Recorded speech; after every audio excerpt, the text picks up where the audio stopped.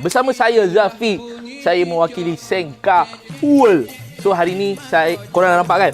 Stiker value buy. So saya nak explain sikit kereta-kereta value buy yang berada di Senka. Nak tahu? Marilah. Okey guys, apa keistimewaan beli kereta value buy dengan Senka ni? Satu, harga berpatutan. Harga rata-rata semua kereta lah kita nak overallkan lebih kurang bawah 40 ke 30k. Ada yang 20k kalau beruntung. So value buy ni juga korang akan dapat one service. Maksudnya sekali servis free sahaja.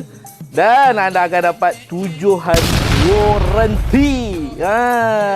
So menarik. Kalau rasa menarik, rasa nak tahu, ingin tahu tentang kereta value buy di Senka World, isi form di bawah ni sekarang. Guys, pelbagai jenis kereta value buy yang ada di Senka. Contohnya brand daripada Perodua, Proton, Honda, dan tak lain bukan juga BMW ada, Merc pun ada.